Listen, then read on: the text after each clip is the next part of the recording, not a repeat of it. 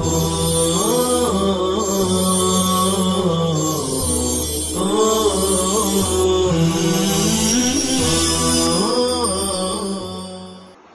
اللہ الرحمن الرحیم الحمد للہ رب العالمین والصلاة والسلام علی سید الانبیاء والمرسلین محمد وعلی آلہ واصحابہ اجمعین اما بعد۔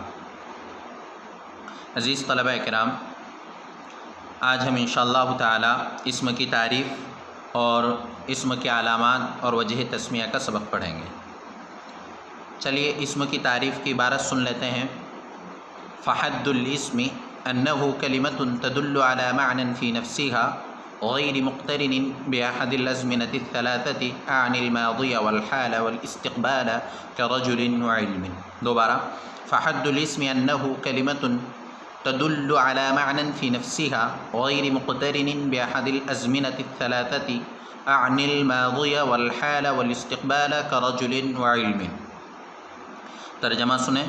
فحد الاسمی، اسم کی تعریف۔ فحد الاسمی تو اسم کی تعریف، انہو یہ ہے کہ وہ کلمتن ایسا کلمہ ہے، تدل علی معنی فی نفسها جو ایسے معنی پر دلالت کرے، تدل علی معنی فی نفسها جو ایسے معنی پر دلالت کرے، فی نفسها جو اس کی ذات میں ہو، غیر مقترن بأحد الازمنة الثلاثة عن الماضی والحال والاستقبال، تینوں زمانوں یعنی ماضی، حال اور مستقبل میں سے کسی کے ساتھ ملے بغیر، تینوں زمانوں یعنی ماضی، حال اور مستقبل میں سے کسی کے ساتھ ملے بغیر، کرجل و علم، جیسے رجل اور علم۔ یہ ہو گئی عبارت اور ترجمہ۔ اب اس کو سمجھ لیتے ہیں۔ مصنف رحمۃ اللہ علیہ نے اوپر سبق میں یہ کہا تھا، الکلمۃ علی ثلاثۃ اقسام، کلمے کی تین قسمیں ہیں۔ کون کون سی تین قسمیں ہیں؟ اسم، فعل، حرف، اور دلیل حصر بھی بیان فرمائیں۔ اب ہر ایک کی تعریف، علامات اور وجہ تسمیہ بیان فرمائیں گے۔ تعریف ہم پڑھ چکے ہیں کہ اسم کی تعریف یہ ہے کہ وہ ایسا کلمہ ہے جو ایسے معنی پر دلالت کرے جو اس کی ذات میں ہو، تینوں زمانوں میں سے کسی کے ساتھ ملے بغیر۔ انہو، ہو ضمیر کا مرجع اسم ہے، یہ ہے کہ وہ کلمہ ہے۔ تو یہاں سے ہمیں سمجھ لینا چاہیے کہ جو بھی اسم ہوگا تو وہ کلمہ ہی ہوگا۔ اب کلمے تین ہیں، تینوں میں فرق ہے۔ اسم کی تعریف، فعل کی تعریف اور حرف کی تعریف ہم جب پڑھیں گے تو تینوں میں ہم کو واضح فرق سمجھ میں آ جائے گا۔ اب یہاں کہہ رہے ہیں کلمۃ تدل علی معنی فی نفسها، اسم ایسا کلمہ ہے جو بذات خود اپنے معنی پر دلالت کرے، یعنی معنی مستقل پر دلالت کرے، تینوں زمانوں میں سے کسی کے ساتھ ملے بغیر۔ تو دو چیزیں اسم کی تعریف میں بہت خاص اور اہم ہیں۔ ایک تو معنی فی نفسها تک، کلمۃ تدل علی معنی فی نفسها، اور دوسرے غیر مقترن بأحد الازمنة الثلاثہ، کہ اسم میں معنی تو ہوتا ہے لیکن زمانہ نہیں ہوتا۔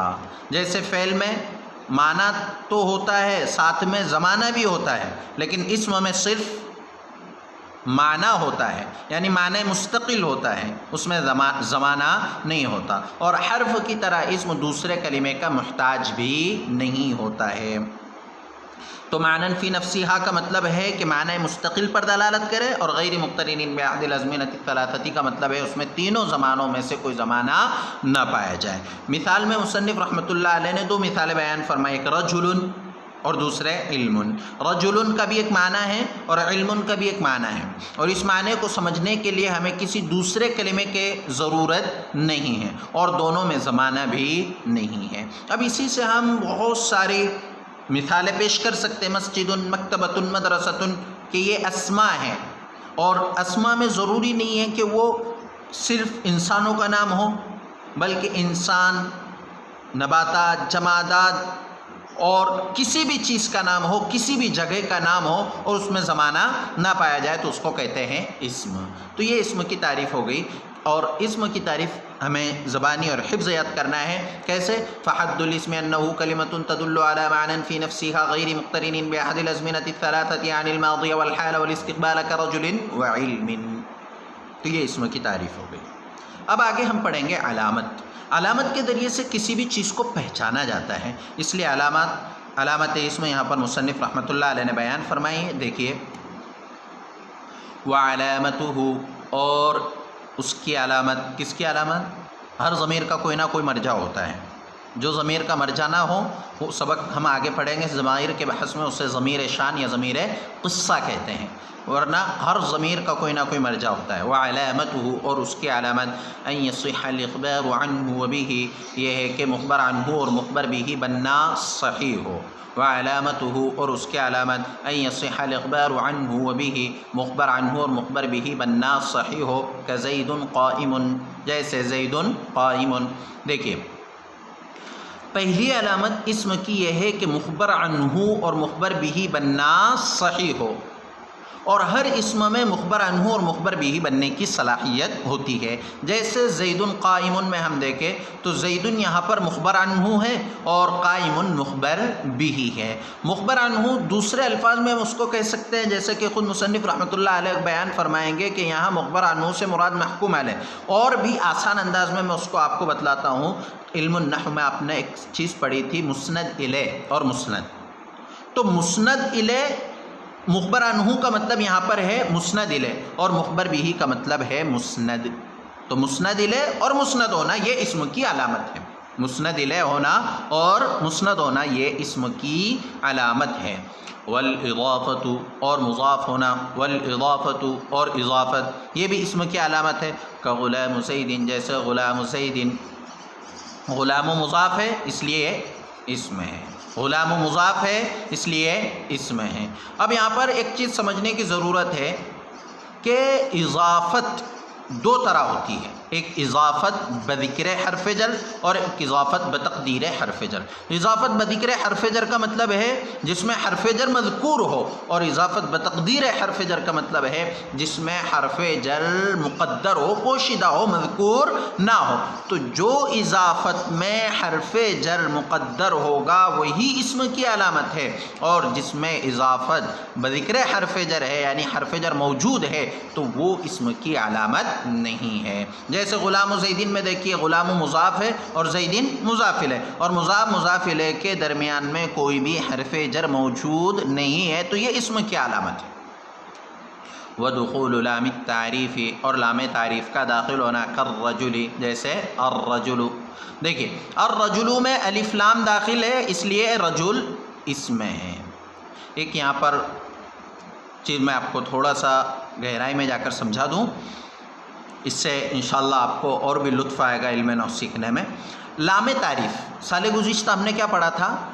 الف لام کا داخل ہونا اسم کی علامت ہے، اور یہاں مصنف رحمۃ اللہ علیہ کیا فرما رہے ہیں؟ صرف لام تعریف کا داخل ہونا اسم کی علامت ہے.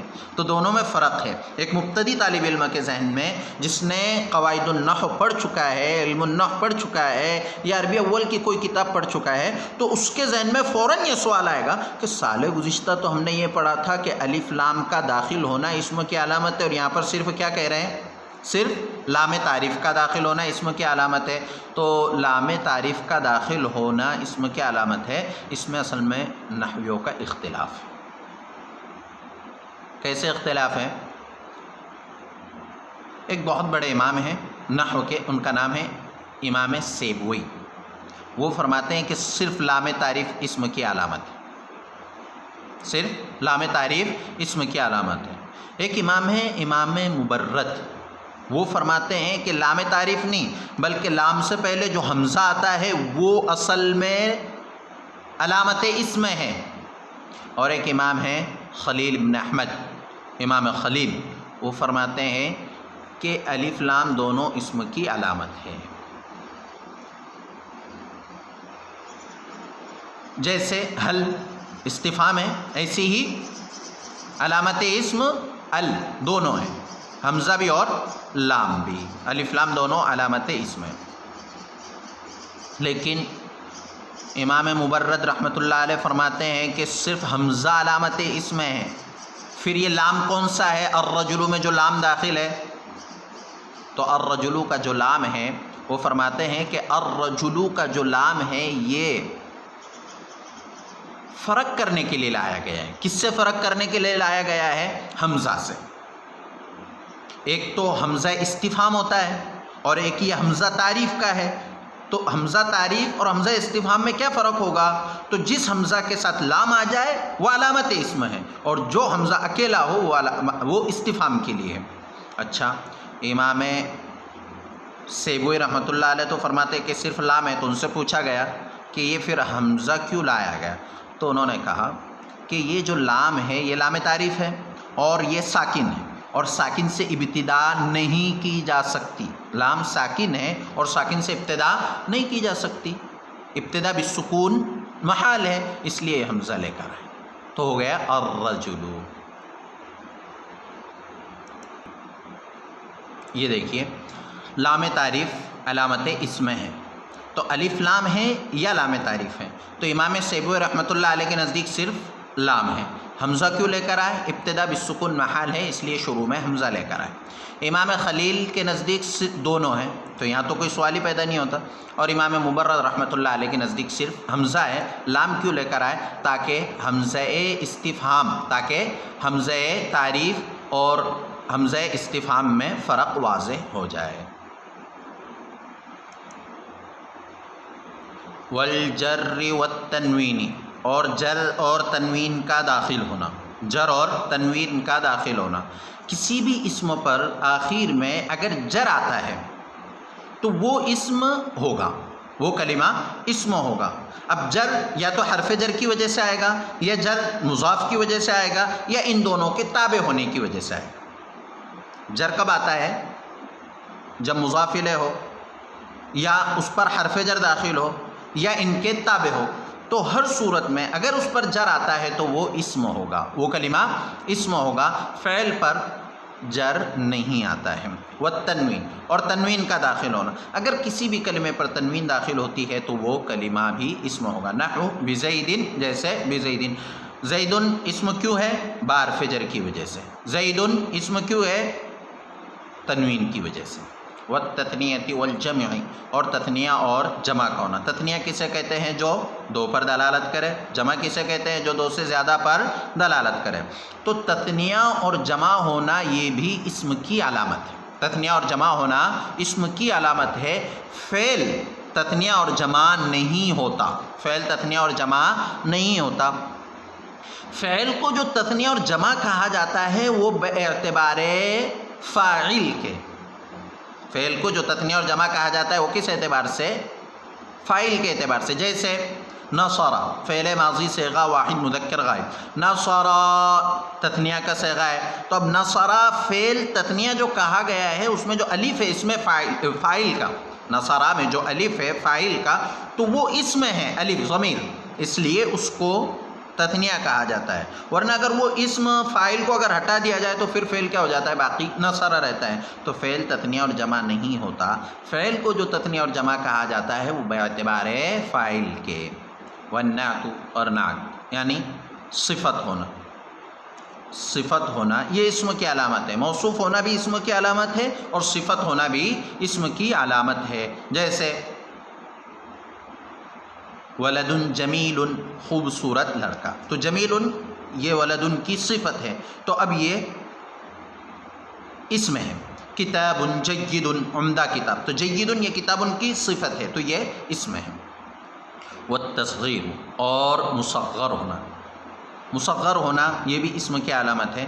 تصغیر کہتے ہیں کسی اسم کو کی چھوٹائی یا حقارت کو بتلانے کے لیے، کسی اسم کی چھوٹائی یا حقارت کو بتلانے کے لیے، یا اس سے محبت بتلانے کے لیے کسی اسم معرب کو پھیر دیا جاتا ہے فاعل کے وزن پر، یا فاعل کے وزن پر، یا فاعیل کے وزن پر، تو اس کو کہتے ہیں اسم تصغیر۔ جیسے رجل سے رجیل، عبد سے عبید، تو یہ اسم تصغیر ہے، اور تصغیر صرف اسم کی ہوتی ہے، فعل اور حرف کی تصغیر نہیں ہوتی۔ والندا، اور ندا ہونا، منادا ہونا، ندا اور منادا ہونا۔ والندا، ندا ہونا یعنی منادا ہونا، یہاں ندا سے مراد منادا ہے، اس لیے کہ ندا کہتے ہیں کسی کو پکارنا۔ اب ہم جس کو بھی پکاریں گے تو فعل اور حرف کو تو نہیں پکاریں گے، پکارا صرف کس کو جائے گا؟ اسم کو۔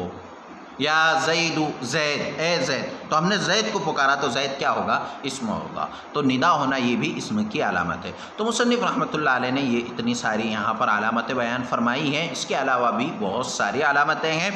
اب آگے کہہ رہے ہیں فإن كل هذه من خواص الاسم، یہ سب کے سب اسم کے خاصے ہیں، یہ سب کے سب اسم کے خاصے ہیں۔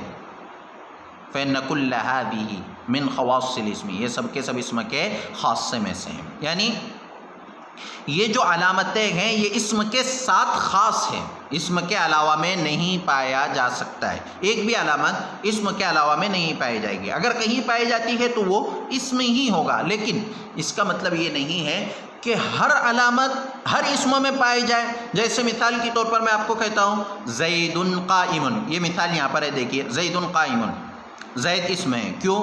مخبر عنہ ہے، تو اب ضروری نہیں ہے کہ اس میں اضافت بھی پائی جائے، اس لیے کہ اسم کی علامت ہے تو علامت پایا جانا یعنی اس کے ساتھ ضروری ہو، اس کی ذات میں داخل ہو، اس پر تنوین، یہاں پر تو زیدن پر تنوین آ رہی ہے، قائمن پر بھی تنوین آ رہی ہے تو مضاف نہیں ہے، پھر زیدن پر الف لام داخل نہیں ہو رہا ہے تو اب الف لام کا داخل ہونا ضروری نہیں۔ ان میں سے کوئی ایک یا دو علامت کسی اسم میں پائی جائے گی یا تین علامتیں بھی پائی جا سکتی ہے، لیکن ہر علامت کا ہر وقت اس اسم میں پایا جانا ضروری نہیں ہے۔ تو فإن كل هذه من خواص الاسم، یہ سب کے سب اسم کے خاصے ہیں، اور خاصہ کسے کہتے ہیں؟ خاصۃ الشیء ما یوجد فیہ ولا یوجد فی غیرہ، کہ شے کا خاصہ کہتے ہیں جو اس میں تو پایا جائے اس کے علاوہ میں نہ پایا جائے۔